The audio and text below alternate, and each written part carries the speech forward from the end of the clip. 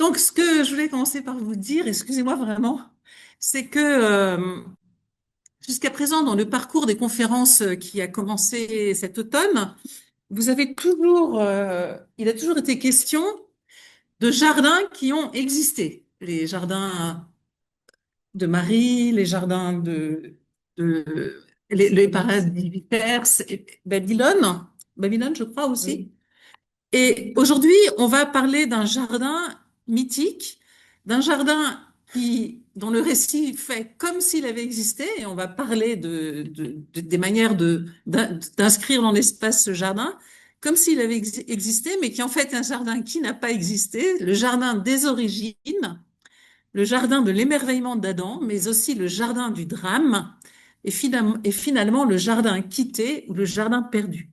Donc, vous aurez reconnu qu'on va lire Genèse, les chapitres 2 et 3 du livre de la Genèse, surtout le chapitre 2, euh, qui est le second, et je vais revenir, le second récit d'origine qui ouvre le livre de la Genèse. Alors, c'est un texte des chapitres 2 et 3 d'une richesse inouïe, un texte immense qui a donné lieu à des bibliothèques de commentaires. Donc, vous comprendrez bien que ce matin, on va pouvoir simplement aborder quelques événements, lever un petit coin du voile, et on va pas en faire le tour ce soir. Et je vais vous proposer une lecture qui, après quelques éléments d'introduction classiques pour situer le texte et son époque, etc., s'intéressera particulièrement aux éléments du texte relatifs au jardin. Je ne vais pas tout commenter, mais m'intéresser spécifiquement au jardin et à la terre et aux végétaux, mais aussi à la manière dont la condition humaine, dans son commencement, est étroitement liée à cet espace du jardin. Et qu'est-ce que le jardin permet aux humains d'expérimenter? Pourquoi les premières expériences humaines sont liées au jardin? Et puis, je regarderai l'insertion du récit, si on a le temps, rapidement à la fin, dans l'ensemble du récit des chapitres 1 à 9 de la Genèse, c'est-à-dire du premier récit de création, la création en 7 jours, jusqu'à la fin du récit du déluge. Et j'essaierai de vous montrer que dans l'ensemble des épisodes de ce cycle, il y a autour de la terre et de la végétation une logique, un raisonnement enfin une réflexion qui est de nature éthique et sur laquelle j'espère pouvoir vous dire 2 mots. Donc vous vous souvenez que le récit biblique commence par, euh, commence par un récit de création en 7 jours qu'on appelle le premier récit de création. Donc Dieu crée par sa parole. Il commence par créer la lumière, puis séparer les eaux, puis ensuite la verdure apparaît, puis il remplit par les oiseaux, les animaux, et à la fin les humains. Et au terme du récit, il donne aux humains la végétation, les arbres et les plantes à graines pour nourriture, et aux animaux les herbes. Et puis voilà que commence le récit qu'on a sous les yeux. Tels sont les engendrements des cieux et de la terre lorsqu'ils furent créés. Au jour où le Seigneur Dieu fit terre et cieux, il n'y avait pas encore de buissons, etc. Et commence un récit où on est dans le désert et où Dieu commence par créer l'homme.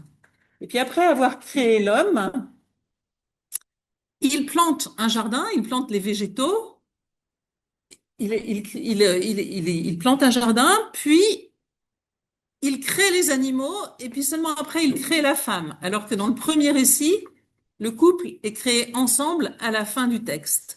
Et donc on a au début de la Genèse comme 2 récits de création successifs qui n'ont pas la même logique. Un en 7 jours qui culmine par la création du couple, le 6e jour, et un qui commence par la création de l'homme et qui se termine par la création de la femme et qui se poursuit par le drame autour de l'arbre et du serpent. Et ceci, ce, et alors, cette espèce de récit en tension de, est, comment dire, est un texte majeur, un élément majeur dans l'histoire de la composition du Pentateuque. Donc, vous savez qu'au XIXe siècle, surtout à partir du XIXe siècle, il y a eu d'immenses travaux de recherche sur l'histoire de la rédaction du Pentateuque. Et les chercheurs ont été attentifs à ces 2 logiques différentes et se sont dit probablement qu'on a là 2 récits de création qui viennent de milieux théologiques différents et qui ont été mis bout à bout. Il y a aussi un autre élément qui est très important, très significatif, c'est que le Dieu du récit de création en 7 jours s'appelle Elohim, ce qui est le nom général pour Dieu, alors que le Dieu ici s'appelle Yahvé Elohim ou Yahvé seul, ce qui est un autre nom divin. Et donc, si je m'intéresse, donc il va falloir que je jongle là. Si je m'intéresse, est-ce que là, ça va changer la diapo? Oui, voilà. Si je m'intéresse aux hypothèses de datation, au XIXe siècle, ces deux textes ont été, enfin, ce texte dans ces deux récits de création était très important dans ce qu'on appelle la théorie documentaire qui a été élaborée par un chercheur qui s'appelle Wellhausen et qui, dans la deuxième moitié du XIXe siècle. Et Wellhausen a dit, mais en fait, quand on regarde le Pentateuque, donc les 5 premiers livres de la Bible, on a le sentiment que c'est une sorte de patchwork fait de récits qui viennent de documents différents. Comme si on avait fusionné 5 documents, 4 documents, pardon. Et les premiers récits de création viennent pour lui de 2 documents différents. Le premier, c'est un récit qui aurait été écrit au temple de Jérusalem par les prêtres. C'est un récit qui met en avant la parole divine, Dieu parle et la création apparaît dans une très forte transcendance, et puis qui se termine dans un cosmos organisé comme un sanctuaire. Et dans les textes sacerdotaux, dans les textes, par exemple, où Dieu parle à Moïse, mais c'est pas moi qui enregistre. Ah, pardon. Où Dieu parle à Moïse, dans ces textes sacerdotaux, on retrouve ces caractéristiques d'une parole divine surplombante qui gouverne l'univers. Et puis, le deuxième récit a été identifié par lui comme un récit yaviste, c'est-à-dire un récit qui, pour lui, vient de collections de textes qui sont des collections beaucoup plus populaires. Où Dieu, vous voyez, en Genèse 2:3, Dieu est dans le jardin, il va modeler l'homme avec ses mains, puis ensuite il va devenir chirurgien, il va opérer Adam en enlevant de son côté une femme, il va recoudre, nous dit le texte, la plaie, et puis Dieu va se faire jardinier, il plante un jardin, et puis ensuite il va se faire couturier, puisqu'il va leur coudre des vêtements de peau avant de les expulser. Et il leur parle et il rencontre Adam dans le jardin. Voilà. Et donc lui, il s'est dit, c'est un récit populaire. Et sont donc, alors c'est avec la mentalité du 19e où il y a une sorte de progression culturelle de sociétés plus folkloriques jusqu'à des sociétés plus évoluées. Donc il dit, le deuxième récit est plus ancien que le premier. Donc ça, c'est l'hypothèse classique. Alors aujourd'hui, on critique cette idée qu'un récit plus populaire, plus anthropomorphe est forcément plus ancien. L'histoire, par exemple, de Balaam qui parle avec son âne, ou l'âne qui parle à Balaam et qui voit un ange alors que le prophète ne voit pas l'ange de Dieu, c'est un récit récent et c'est très anthropomorphe, très populaire, etc. Donc, c'est plus un critère. Aujourd'hui, l'ancienneté du deuxième récit par rapport au premier est remise en question et Jean-Louis Sca, par exemple, dont je vous cite ici le chapitre qui traite de cette question, dit, mais en fait, on a un premier récit. Donc, je suppose que vous avez en tête à peu près les récits de la création en 7 jours et celui-là. Donc, un premier récit qui commence sous l'eau, la terre est submergée, et puis le monde va être créé d'une matière originelle à partir de l'eau, alors que le récit qu'on va lire commence au désert. Il n'y avait aucun buisson des champs et aucune herbe des champs n'avait poussé, car Dieu, le Seigneur Dieu n'avait pas fait pleuvoir. Donc, le désert. Et Ska se dit, et puis, il y a un autre élément qui est que les textes qu'on va lire ont beaucoup d'éléments en commun avec des textes prophétiques ou des textes de sagesse qui sont récents dans le corpus biblique. L'humain fait de poussière ou fait d'argile, vous voyez, Isaïe, Jérémie, le Siracide, la question de l'arbre de la vie, la question du jardin d'Éden dans des textes prophétiques récents. Donc Ska dit, mais tous ces liens avec ces textes prophétiques et sapientiaux récents pourraient laisser penser que ce récit du désert est la réponse que les hommes de Juda, qui ne sont pas allés en Babylonie, que les hommes de Juda font à ceux qui sont allés en exode à Babylone, qui ont vu les grandes inondations du Tigre et de l'Euphrate, et donc qui ont pensé une création à partir de cette eau qui est submergente, et qui, eux, racontent un récit local d'hommes qui cultivent une terre désertique. Donc pour lui, c'est une réponse. Donc ça, c'est pour vous situer l'histoire des textes. Donc dans la manière dont on situe aujourd'hui, dont on date les textes, si c'est le cas, on serait dans des textes qui dateraient à peu près du 5e siècle, l'un et l'autre. Au retour de l'exil, 5e siècle, 5e siècle, on va dire ça. Voilà pour la datation des textes.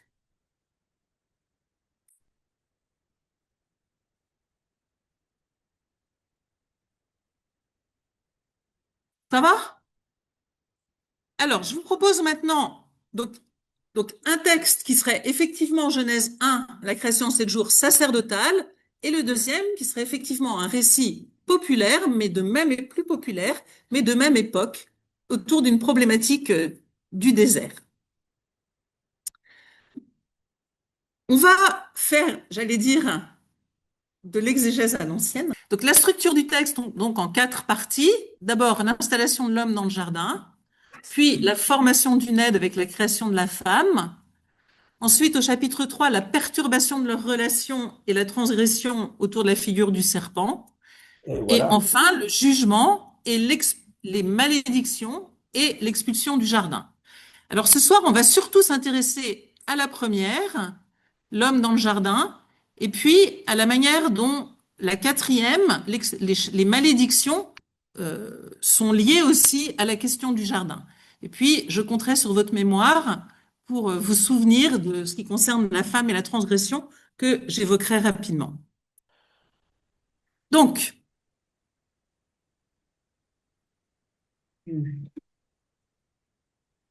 le récit s'ouvre par une description de l'état de la terre.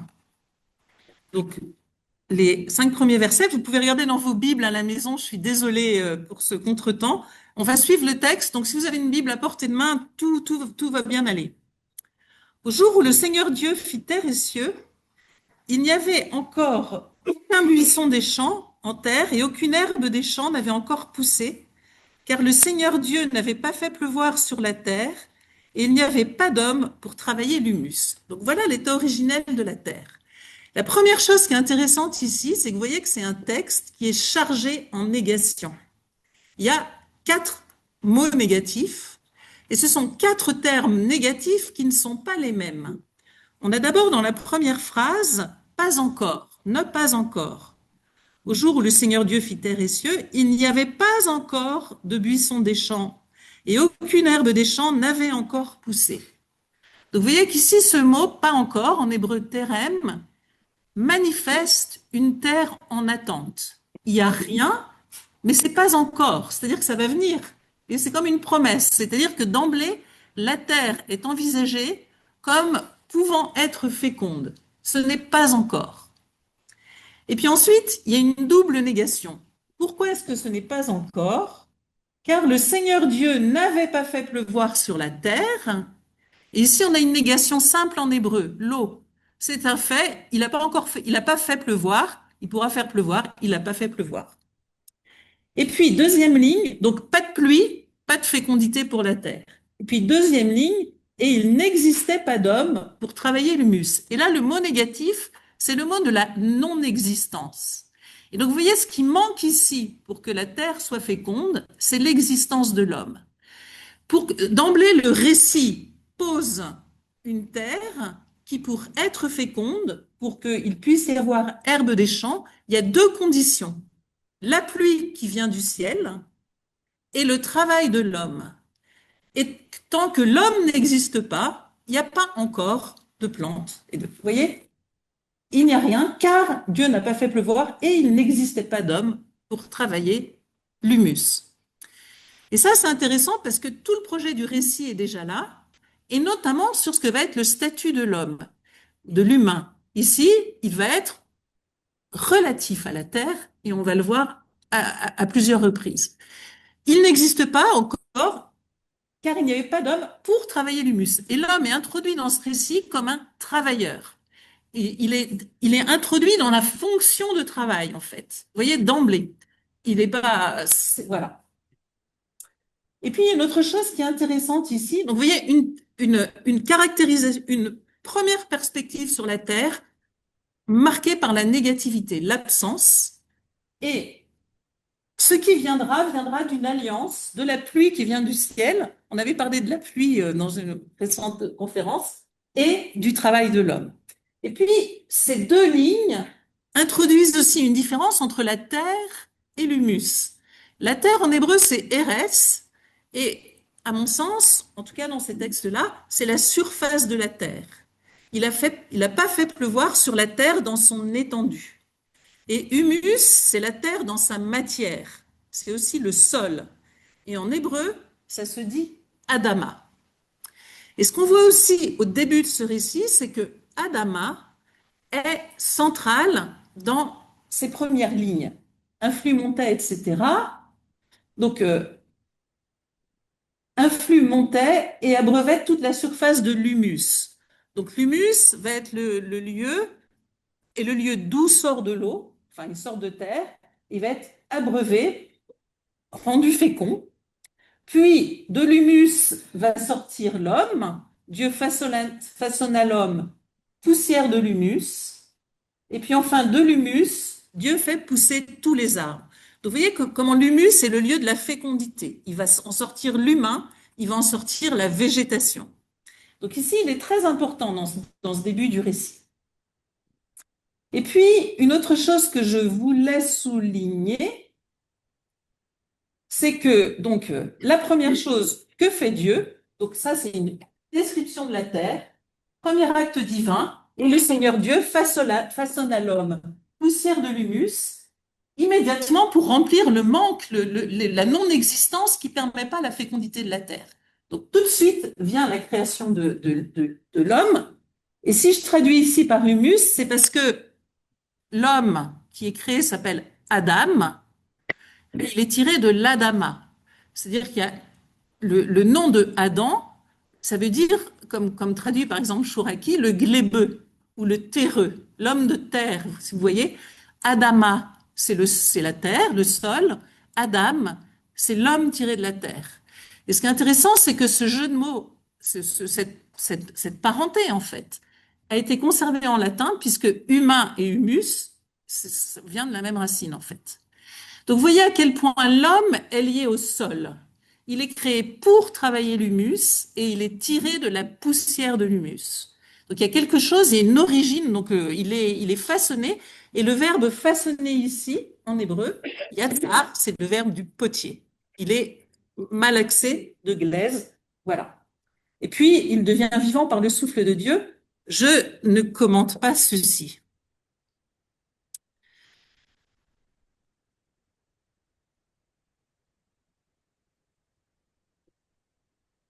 Et Dieu planta un jardin en Éden, à l'est, et il plaça là l'homme qu'il avait créé.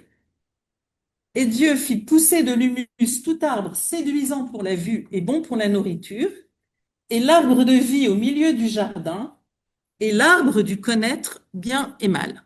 Excusez-moi, c'est une traduction de travail, elle est un peu rude, mais elle veut essayer de rendre le texte. Donc,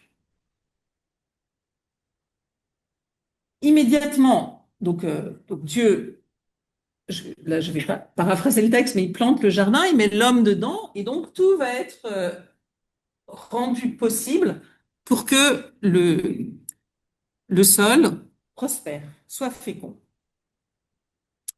Avant d'en venir aux arbres, parce que vous voyez qu'immédiatement, alors le jardin est présenté comme un jardin luxuriant, séduisant pour la vue, bon pour la nourriture. Donc il y a une sorte de jouissance du jardin. Enfin, c'est quelque chose, c'est un jardin attirant. Et Éden, qui veut dire délice, plaisir, le jardin d'Éden, il planta un jardin en Éden. Ce jardin est un jardin de délices. C'est ce qu'a traduit la Vulgate. Mais avant d'en venir aux deux arbres, qui sont évidemment déterminants, je vous propose qu'on bouleverse un tout petit peu l'ordre du récit et qu'on aille voir la section suivante, c'est-à-dire le verset 8 et les versets 10 à 14. Parce que dans ces versets, on a quelque chose d'absolument inédit dans le récit biblique, je croise les doigts, pour la perceuse, d'inédit dans le récit biblique, qui est la description d'un espace. Dans la narration, alors c'est un petit peu différent dans la poésie, mais dans la narration, c'est extrêmement rare que le narrateur passe du temps à décrire un espace géographique. L'autre espace, pour moi, le plus décrit, c'est dans l'histoire de Samuel, où il y a une passe entre deux montagnes avec des dents. C'est dans le chapitre 14. Et là, il y a deux versets qui décrivent la configuration des montagnes. Mais sinon, on a dans le Pentateuque des notices d'itinéraire où on nous explique par quel lieu il passe, mais les espaces ne sont pas décrits comme tels. Or ici, on a une description assez conséquente des espaces que je vous propose de regarder. Donc, je vais lire le texte. Euh, le Seigneur fit pousser donc le Seigneur planta un jardin en Éden à l'est et il y plaça l'homme. Un fleuve, verset 10, sortait de l'Éden pour abreuver le jardin. Et de là, il se divisait et devenait quatre têtes. C'est le mot tête, le quatre principes. En fait, quatre sources. Mais c'est pas le mot source qui est utilisé ici, c'est bien tête. Le nom de l'une, Pishon, donc c'est lui, le fleuve, ici un masculin en hébreu, c'est lui qui entoure tout le pays de Havila où il y a de l'or. Et l'or du pays, lui, est bon. Là, le bdellium et la pierre d'onyx. Le nom du deuxième fleuve, Gihon, c'est lui qui entoure tout le pays de Couche. Et le nom du troisième fleuve, le Tigre, c'est lui qui va à l'orient d'Assour. Et le quatrième fleuve, c'est l'Euphrate. Alors, la question des fleuves est ici importante. Donc, quatre fleuves trouvent leur source dans le jardin. On remarque, et alors c'est pas rien d'être que dans ce jardin soit la source notamment du Tigre et de l'Euphrate, qui sont des grands fleuves de Mésopotamie. Donc, vous voyez que c'est un jardin plein d'eau, qui est très en contraste avec le début très sec. Donc quatre fleuves qui dessinent une géographie dans laquelle va s'inscrire le récit. Quatre fleuves qui partent du jardin et qui coulent hors de lui, puisqu'on les connaît par ailleurs, le Tigre et l'Euphrate, le lecteur du texte et nous savons où ils sont. Ce sont ces deux grands fleuves qui structurent la grande plaine mésopotamienne en quelque sorte. Et ce qui est intéressant, c'est qu'ici, les quatre fleuves sont en quelque sorte le point d'articulation ou de passage entre ce lieu idéal mythique qui a été quitté, qui n'existe plus en fait, et la géographie réelle dans laquelle s'inscrit la ville, la grande, comment dire, le grand espace géographique du croissant fertile dans lequel ont conscience de vivre les auteurs de ces textes. Vous voyez, il y a un jeu dans ce récit sur un jardin idéal perdu et l'inscription dans un espace géographique familier. Ce qui est une des fonctions du mythe. Il y a une sorte de jeu comme ça entre l'idéal et le réel. Alors, si on regarde ces fleuves, il y a toute une littérature sur ces fleuves, parce que vous voyez qu'il y en a deux qui sont précisément décrits, le Pishon et le Gihon, mais c'est deux qu'on ne connaît pas. En revanche, le Tigre et l'Euphrate, on les connaît et rien n'est dit. C'est-à-dire qu'aucune précision géographique n'est donnée sur eux, sauf le fait qu'ils soient à l'orient d'Assour, tandis qu'ici, on sait exactement quel pays ils contournent, ils traversent, etc., comme pour nous faire croire qu'ils existeraient. Donc le Pishon, ça vient du mot push, du verbe push, qui signifie bondir, sauter. Est-ce qu'il y a des cascades dans ce fleuve? Est-ce que c'est un fleuve avec des jaillissements? En tout cas, c'est son nom. Il entoure Avila est impossible à identifier précisément. Est-ce que c'est le nord de la Turquie, le Yémen, l'est de l'Égypte? Souvent, cette hypothèse de l'est de l'Égypte, alors évidemment, le Pishon n'apparaît nulle part ailleurs dans la Bible hébraïque, donc on n'a pas non plus, on peut pas être aidé par le texte pour en avoir d'autres, sauf dans le Siracide, donc en grec, où il est question des quatre fleuves du paradis. Donc en gros, Siracide 24 renvoie à Genèse 2 et il nous apporte pas plus d'informations. Donc c'est l'hypothèse de l'est de l'Égypte, c'est-à-dire de l'Arabie qui est souvent privilégiée à cause de cette évocation d'un pays riche en or, en pierres précieuses et en parfums ou en herbes aromatiques, en aromates, ce qui renverrait aux richesses de l'Arabie. Mais quel fleuve en Arabie? on ne peut pas dire que l'Arabie soit très riche de fleuves. Le Gihon, lui, le nom du Gihon veut dire source. Et alors là aussi, l'identification du Gihon est compliquée parce que pour un lecteur de la Bible hébraïque, le Gihon, c'est d'abord la source de Jérusalem. La source qui est dans la cité de David aujourd'hui s'appelle la source du Gihon, et c'est elle que le roi Ézéchias a dérivée jusqu'à Siloé par cet immense tunnel qu'il a fait creuser. Donc, ça évoque spontanément Jérusalem, mais c'est un mot générique qui veut dire la source. Sauf qu'en Genèse 2, le Gihon entoure le pays de Couche. Et le pays de Couche, c'est plutôt la Nubie, ou les sources du Nil, en fait. La Nubie, l'Éthiopie. Donc, un fleuve qui enverrait très loin et qui. Alors, est-ce que c'est le Nil? Mais c'est pas son nom habituellement, sauf peut-être Jérémie. Mais c'est aussi un fleuve qui s'inscrit dans une géographie à la fois connue et qui lui-même n'est pas connu et qui envoie vers un pays un peu idéal qu'est également l'Éthiopie.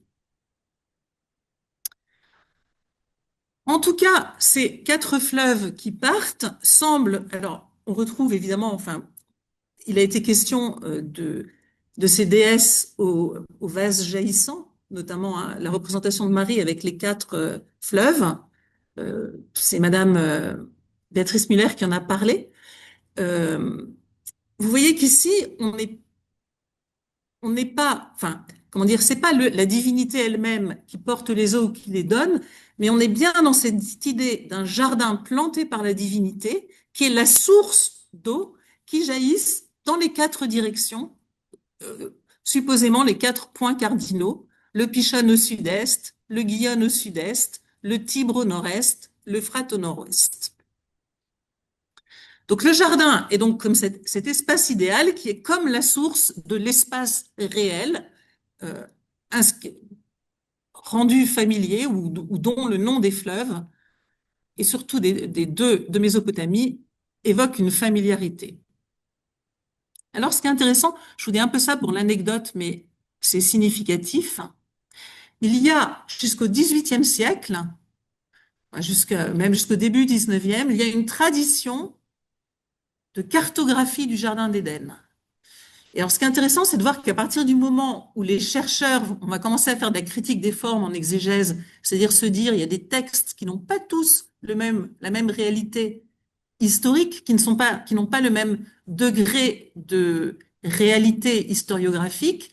Probablement que, à cause de ces formes mythiques, les premiers récits sont pas historiographiques. À partir de là, on va cesser de cartographier le Jardin d'Éden.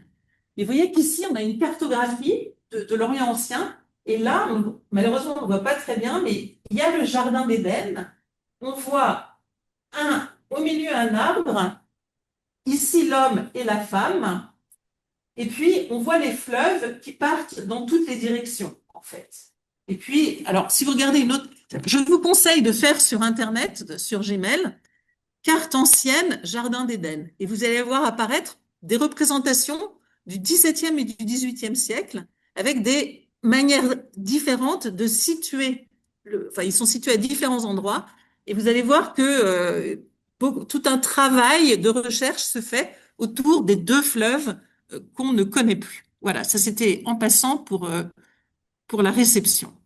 Donc voilà l'espace posé. Je reviens maintenant aux arbres. Alors, le Seigneur Dieu fit pousser de l'humus tout arbre séduisant pour la vue et bon pour la nourriture. Donc, je vous parlais du caractère presque sensuel, en tout cas très sensoriel de ce jardin. Et l'arbre de la vie au milieu du jardin est l'arbre du connaître bien et mal, de la connaissance du bien et du mal. Donc voilà que d'emblée, deux arbres sont distingués. Alors, les exégètes qui ne manquent pas d'imagination se sont dit, mais comment deux arbres peuvent-ils être Alors, Pardon. L'arbre de la vie au milieu du jardin et l'arbre du connaître bien et mal? Est-ce que les deux sont au milieu du jardin ou pas? Donc, il y a eu des tas d'hypothèses et pour moi, la proposition la plus intéressante est celle de Jean-Louis Ska qui parle de coordination interrompue, c'est-à-dire il dit c'est simplement un trait de la syntaxe hébraïque où en hébreu, je prends un autre exemple ici, Samuel parla à toute la maison d'Israël et dit, ôtez les dieux étrangers du milieu de vous, complément de Dieu, de lieu, pardon, et les Astartés. Donc vous voyez, on dit, quand il y a deux éléments, on indique le premier avec sa détermination, et puis le second sans la détermination, mais qui est commune. C'est-à-dire que la phrase en français, c'est ôtez les dieux étrangers et les Astartés du milieu de vous. D'accord? C'est les deux qu'il faut ôter du milieu de vous. Donc, il y a une coordination, les dieux étrangers et les Astartés, interrompue par le complément de lieu qui est mis dès le premier élément. Esca propose de lire de la même manière l'arbre de la vie, complément de lieu au milieu du jardin, et l'arbre du connaître bien et mal. Les deux étant en quelque sorte au centre du jardin. Le jardin et au centre, deux arbres. Quels sont ces deux arbres? Alors évidemment, rien qu'à leur nom, on entend une forte détermination symbolique de ces arbres. Dans le Proche-Orient ancien, l'arbre de la vie, ou en tout cas un arbre associé à la vie ou à la fécondité, est une figure connue. Et en particulier, je vais prendre un seul exemple parce que c'est le plus parlant, en particulier dans l'épopée de Gilgamesh. Dans la tablette 11 de l'épopée de Gilgamesh, donc vous savez que Gilgamesh, le récit de Gilgamesh raconte l'histoire du roi d'Uruk, Gilgamesh, et qui qui fait un voyage, qui est un voyage initiatique, où il découvre notamment l'amitié, et son ami meurt, et Gilgamesh pleure la mort de son ami en se demandant et en déplorant que les hommes ne soient pas immortels, qu'ils ne vivent pas pour toujours. Et Gilgamesh part à la recherche de l'immortalité. Donc, il connaît beaucoup d'épreuves que je ne peux pas vous raconter, mais je vous renvoie vraiment, si c'est l'occasion pour vous de relire ce texte, j'en serais heureuse. Pour moi, c'est un des sommets de la littérature humaine, ce récit. Et lisez-le dans la traduction de Bottero, paru chez Gallimard, qui, pour moi, est la meilleure traduction, en fait. C'est vraiment une magnifique traduction. Et alors, donc, il finit par arriver chez Utanapishtim. Utanapishtim, c'est le Noé mésopotamien. Et il dit à Utanapishtim, toi, tu es immortel, donne-moi ton secret. Utanapishtim lui dit, tu peux pas connaître mon secret. Si je suis immortel, c'est parce que j'ai été sauvé du déluge, mais je suis le seul. Les dieux ne veulent pas d'immortel. Je suis une malheureuse exception. Ça peut pas recommencer pour toi. D'ailleurs, tu n'es même pas capable de veiller 7 jours sans dormir. Et il lui fait passer, enfin, il lui manifeste, il lui part un test qui prétend à ce qu'il peut pas être. Alors, Gilgamesh est est très triste et sa quête n'aboutit pas. Et Utanapishtim lui dit, rentre chez toi. Et la femme d'Utanapishtim lui dit, écoute quand même, tu vas pas le renvoyer comme ça. Peut-être qu'on pourrait lui dire un secret. Donc le secret, c'est pas le secret de leur immortalité, mais le secret, c'est celui-ci. Que vais-je t'accorder au moment où tu rentres au pays? Je vais te révéler un mystère et te communiquer un secret des dieux. Il s'agit d'une plante à la racine pareille à celle du faux jasmin et dont les épines sont comme celles de la ronce, propres à te piquer les mains.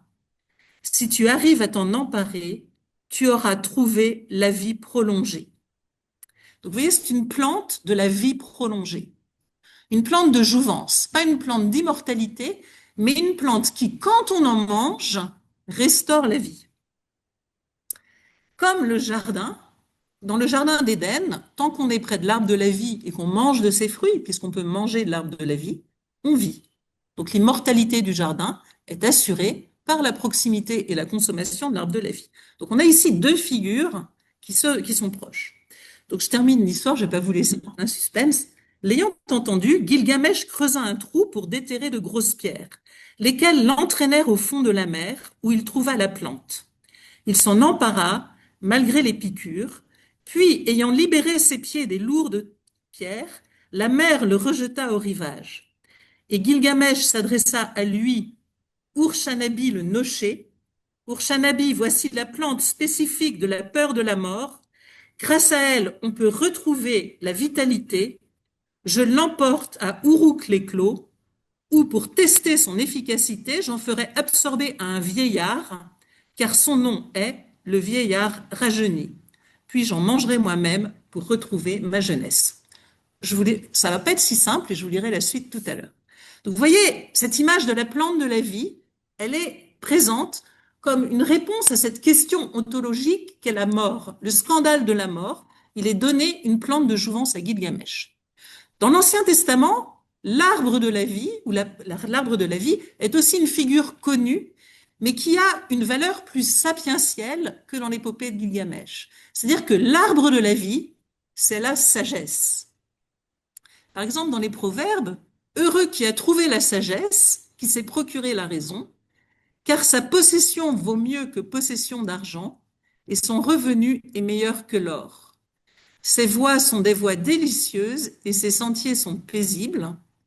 L'arbre de vie, c'est elle, la sagesse. Vous voyez, l'arbre de vie, c'est la sagesse pour ceux qui la saisissent, et bienheureux ceux qui la tiennent.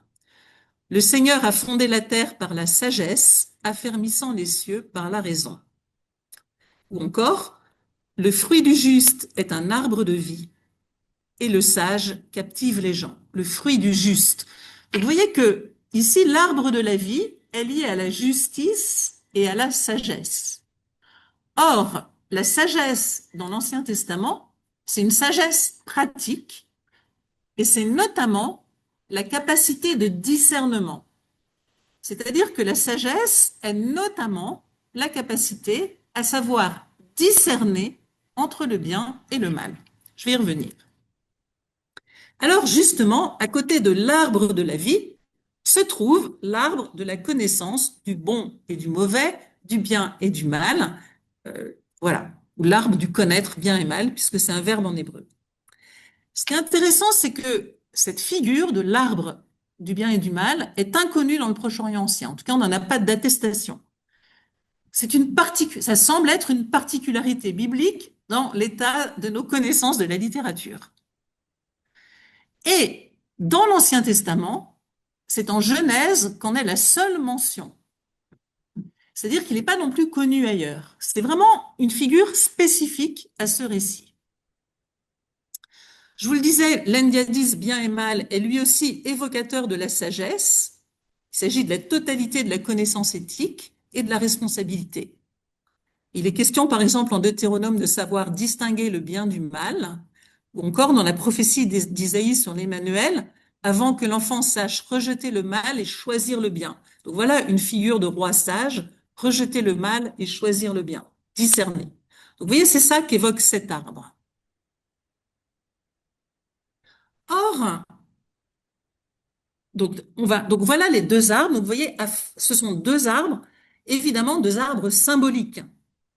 Deux arbres qui sont liés à une réflexion sur la condition humaine de l'homme, enfin, sur son existence, et qui posent deux questions, la question ontologique, c'est-à-dire la question de la mortalité, et la question éthique. On va parler comme ça. Le récit se continue comme ceci. Dieu prit l'homme et l'installa dans le jardin d'Éden pour qu'il le travaille et qu'il le garde. Donc à nouveau, d'emblée, une fonction relative à la terre. Vous voyez que l'homme n'est pas mis là pour vivre dans le jardin, pour fonder une famille dans le jardin, pour, je sais pas, préparer, se bâtir une maison ou une cabane dans le jardin. Non, il est mis dans le jardin pour le travailler et le garder. Donc il y a quelque chose tiré du sol, il est relatif au sol et au service de la terre. Et on peut vraiment faire une lecture très fortement terrienne de ce récit. On va le voir encore à la fin.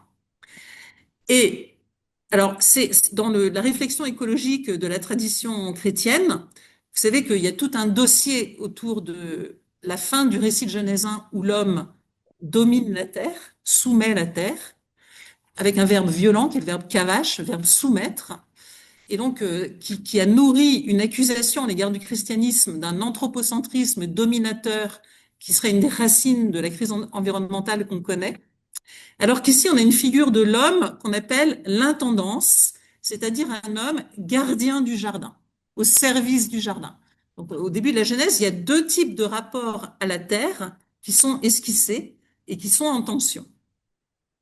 C'est tout un dossier, mais qu'on va pas traiter ce soir. Donc voilà l'homme mis au service du jardin, puis directement, et c'est intéressant, mis sous un commandement. C'est le verbe mitzvah, commander. Le Seigneur Dieu commanda à l'homme en disant, de tout arbre du jardin, pour en manger, tu en mangeras, mais de l'arbre de la connaissance du bien et du mal, tu n'en mangeras pas, car au jour où tu en mangerais, pour mourir, tu mourrais. Autrement dit, donc, premier commandement. Donc, vous voyez qu'avant la Torah, la question du commandement, de la loi d'un peuple mis sous une loi, en fait, commence pas avec l'Exode, elle appartient à la condition humaine première. Et il y a sans doute ici une réflexion à partir de l'expérience de l'importance de la loi en Israël. C'est un récit évidemment qui est écrit beaucoup plus tard. Et donc cette question de l'homme mis sous le commandement est d'emblée présente dans le récit d'origine. Et vous voyez que cette loi est une loi qui donne tout le jardin et qui excepte un arbre. Et cet arbre, c'est l'arbre de l'éthique. Et là encore, c'est intéressant parce que vous voyez que dans la Bible, dans la tradition biblique et dans ce récit, celui qui fixe le bien et le mal, c'est-à-dire celui qui fixe la loi, qui dit ça c'est possible, ça c'est pas possible, ça c'est bien, ça c'est mal, c'est Dieu. Et quand on regarde comment a été écrite l'histoire d'Israël, toutes les lois que doit respecter le peuple, tous les codes de loi sont mis dans le Pentateuque et ils sont retirés à l'autorité des rois. Alors qu'on sait que les lois qui sont dans le Pentateuque sont des lois d'époques différentes. Il y a un code de loi du 8e siècle, un code de loi probablement du 6e et un plus tardif. Donc il y a des codes de loi d'époques différentes qui ont été promulgués par des rois.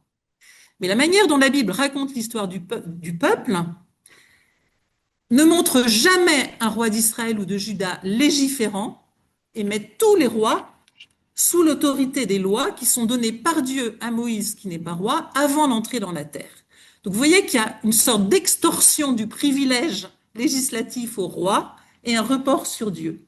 On a le même phénomène dans ce récit. C'est Dieu ici qui pose un commandement et le commandement porte précisément sur qui peut dire quel est le bien et le mal. Tu ne peux pas manger de l'arbre de la connaissance du bien et du mal. Tu n'as pas la main sur cet arbre-là, tu n'as pas la main sur l'arbre de l'éthique. Et si tu obéis à ceci, c'est-à-dire si tu gardes soumis au commandement, tu as l'accès à la vie.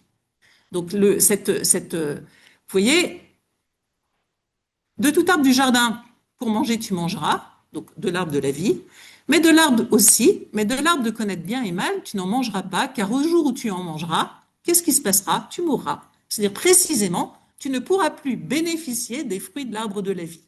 Donc, vous voyez comment dans le récit biblique apparaît une figure qui est singulière à ce récit, celle de cet arbre, qui conditionne l'ontologique à l'éthique. C'est-à-dire que si tu respectes la loi, si tu ne te mets pas en demeure de légiférer sur ce qui est bien ou mal, tu vivras.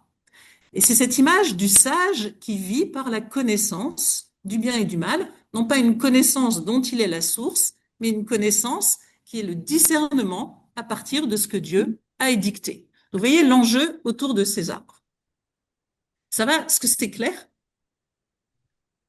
Alors, je vais passer tout le reste. C'est-à-dire qu'après, Dieu va chercher pour l'homme une aide parce que l'homme est seul et donc il va penser que les animaux pourraient l'aider. Donc je passe tout le processus de création des animaux, le processus de création de la femme. Et je voudrais parler de la transgression. Donc vous savez que le serpent arrive et dit, il attaque justement ce commandement. Dans la Bible, le premier dialogue entre les humains, enfin la première fois que des humains parlent entre eux, c'est avec le serpent à propos de la parole de Dieu. C'est-à-dire que le premier dialogue humain dans la Bible, c'est un acte d'exégèse de ce que Dieu a dit. Et le serpent dit, vous pensez que Dieu a dit ça, mais non, il n'a pas dit ça. Et surtout, il vous a menti. Et si vous mangez de l'arbre de la connaissance du bien et du mal, vous ne mourrez pas. Il vous a dit ça parce qu'il était jaloux. Alors, je ne vais pas commenter tout ça parce que c'est des textes très complexes. Pour aborder cette question, je voudrais faire un détour ou un retour à l'épopée de Gilgamesh. L'épopée de Gilgamesh, donc Gilgamesh a la plante de la vie, il a la réponse à sa question, qui est la question ontologique, la question de la mortalité. Et voilà comment les choses se poursuivent. Donc il dit, je l'emporte à Uruk les flots, bon voilà. Après 200 kilomètres, ils mangèrent un morceau, donc lui et son compagnon, son nocher. Puis après 300 kilomètres, ils bivouaquèrent. Or, Gilgamesh, ayant aperçu un trou d'eau fraîche, s'y jeta pour se baigner. Mais un serpent, à l'odeur de la plante, sortit furtivement de son terrier et emporta la plante. Et en se retournant, il rejeta une peau. Alors Gilgamesh s'assit et pleura. Les larmes ruisselaient sur ses joues. Il prit la main d'Urshanabi le nocher et lui dit, pour qui mes bras se sont-ils épuisés? Pour qui le sang de mon cœur a-t-il coulé? Je ne me suis pas fait de bien à moi, j'ai fait du bien au lion du sol, le serpent. Et ça continue. Donc vous voyez qu'ici, en fait, ce qui se passe, c'est que apparaît la figure du serpent autour de cette plante de la vie, elle s'attaque à la plante de la vie et elle la dérobe, en fait. Et il n'est pas du tout anodin que dans le texte biblique, ce soit un serpent. Alors, il y a la question de la mue, puisqu'elle mange la plante de jouvence et elle perd une peau, le serpent perd une peau, d'où ça c'est une étiologie de la mue des serpents. Mais vous voyez que dans le récit biblique, autour de cet arbre particulier au texte biblique, apparaît comme par hasard une figure de serpent. Et pour moi, la figure est une figure de serpent qui va instiller le doute sur le commandement mis sur l'arbre de la connaissance du bien et du mal, et qui va provoquer la séparation des hommes avec l'arbre de la vie. Et personnellement, à titre personnel, c'est moi qui parle, c'est mon avis, on peut avoir un autre avis. Pour moi, le serpent dans ces deux textes est une manière d'exprimer ce qui est fondamental, la question fondamentale de chaque texte. Et le serpent est une figure de la mise en question. Donc, dans le récit de Gilgamesh, la question, ce qui sous-tend tout le récit, c'est la question de la mortalité. C'est ça le scandale. Tandis que dans la Bible, la question, c'est la question de l'éthique. Et vous voyez que le propos biblique, qui hérite évidemment de la littérature mésopotamienne et qui connaît ces textes, le propos biblique enracine dans le jardin cet arbre singulier de l'éthique et déplace ainsi tout l'axe de la préoccupation de l'épopée de Gilgamesh. C'est-à-dire que la question centrale dans la Bible, ça va être la question éthique, alors que la question dans l'épopée de Gilgamesh et dans d'autres textes du Proche-Orient ancien, c'est la question ontologique en fait. Et on voit ici arriver dans le texte biblique ce qui va être central, enfin ce qui est très présent dans tous les textes, c'est cette question du bien et du mal, cette question de la loi, cette question de la fidélité à la loi, etc., qui est complètement organisatrice du texte et qui trouve pour moi son point d'ancrage, son point de départ dans la narration. C'est pas le premier texte écrit sur le sujet, mais son point de départ dans la narration, précisément dans ce texte, qui dit d'emblée, voilà quelle va être la grande mise en question, celle de l'éthique et de la justice, en fait. Et la littérature biblique est une littérature qui est complètement travaillée par cette question de la justice, de l'injustice, du péché, de la rédemption, du salut, etc., etc. Et voilà, c'est dit ici par ces arbres et ces serpents. Alors, le temps passe. On va regarder maintenant les malédictions. Donc, après la transgression, les hommes vont être chassés du jardin, mais auparavant, Dieu va prononcer sur eux des malédictions.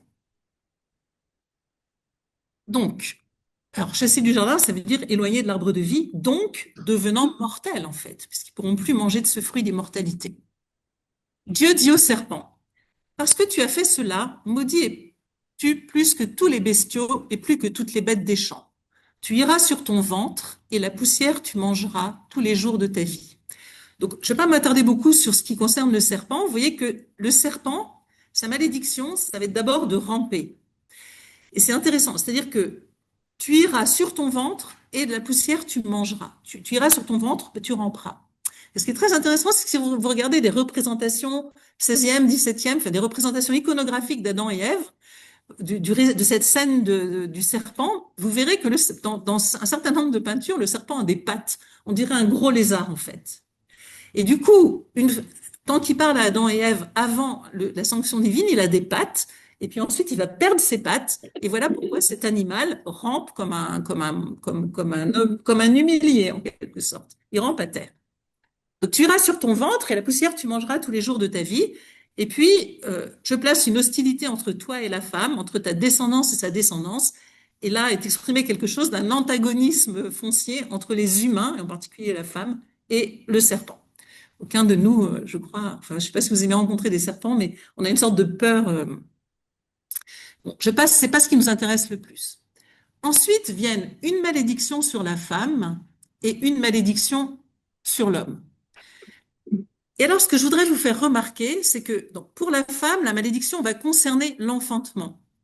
Pour multiplier, je multiplierai ta peine et ta grossesse. Dans la peine, tu enfanteras des fils, et puis tu seras soumis à ton mari. Et puis pour l'homme, la malédiction, on va la regarder, c'est la malédiction d'un travail pénible. Or, ce qui est intéressant, c'est que ces deux, enfin, chacun est maudit dans la manière spécifique dont, dans l'organisation genrée de l'Orient ancien et d'Israël, de la manière spécifique dont chacun participe à la vie du peuple. La femme participe à la vie du peuple en enfantant, et l'homme participe à la vie du peuple en tirant de la terre la nourriture qui permet que le peuple ne meure pas de famine. Et l'enfantement, alors ça pour moi, c'est-à-dire que vous voyez que séparés de l'arbre de la vie, c'est précisément dans la manière dont eux-mêmes sont vecteurs de vie qui sont atteints, en fait. La grossesse et l'enfantement, transmettre la vie va devenir difficile. Alors là, évidemment, les auteurs parlent enfin, ces malédictions expliquent l'expérience réelle que les auteurs font dans leur monde. Ils sont dans un monde où accoucher d'un enfant, c'est à chaque fois mettre sa vie en jeu. C'est-à-dire qu'il y a une mortalité maternelle et une mortalité infantile qui sont fortes dans ces sociétés-là. Et donc, il y a vraiment donner la vie, c'est s'engager avec un risque de mort fort, en fait. C'est côtoyer la mort. Donc, vous voyez qu'on est à nouveau dans une problématique vie-mort qui est vraiment centrale dans ce texte. Et puis l'homme, un des grands périls qui menace dans la région, c'est la famine. Et on meurt de famine. Et le travail de l'homme, c'est de cultiver cette terre rude pour tirer suffisamment de pain pour nourrir sa famille. C'est précisément là qu'il va être maudit. Et l'homme dit, parce que tu as écouté la voix de ta femme et que tu as mangé de l'arbre que je t'avais interdit en disant tu n'en mangeras pas, maudit soit le sol à cause de toi. Donc ici, c'est pas lui qui est maudit, mais directement, mais l'humus, ce sol dont il vient. Première malédiction, dans la peine, tu en mangeras tous les jours de ta vie. Donc un travail rendu pénible. Deuxième malédiction, épines et chardons, il fera germer pour toi, et tu mangeras l'herbe des champs.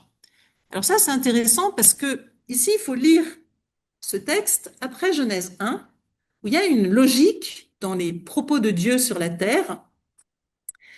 À la fin du récit de la création en 7 jours, Dieu donne aux humains tous les arbres et toutes les plantes à graines à manger, et tout est fécond. Et les herbes sont pour les animaux. Et dans ce deuxième discours de Dieu sur la terre, on remarque une diminution de la fécondité de la terre. Voilà que vont pousser des épines et des chardons. C'est beaucoup moins nutritif que du blé et des pommiers. Donc, et surtout, les épines et les chardons poussent sur des sols pauvres, en fait. Donc ici, on a une végétation qui manifeste un appauvrissement de la fécondité de la terre. Voilà que poussent des plantes qui vont pas être utiles. Et tu mangeras l'herbe des champs, c'est-à-dire que ta nourriture va devenir semblable à celle des animaux dans le texte précédent. Sueur de tes narines, tu mangeras du pain, jusqu'à ce que tu retournes à l'humus, à la terre, car de lui tu as été pris, car poussière tu es, et à la poussière tu retourneras. Et vous voyez que le texte s'achève, en tout cas la malédiction, sur cette sanction de la mort, puisque chassé du jardin, l'homme n'aura plus le côtoiement de l'arbre de la vie.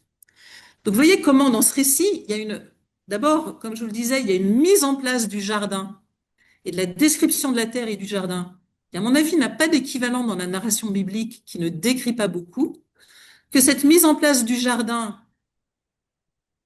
le situe entre l'idéal, jardin des origines, d'où sortent les eaux abondantes, d'où vient la fécondité, etc., et jardin inscrit dans la géographie réelle, où les humains font l'expérience d'une condition de vie pénible, et puis les deux arbres au centre vont déployer toute une réflexion sur ce que c'est qu'être humain, en fait.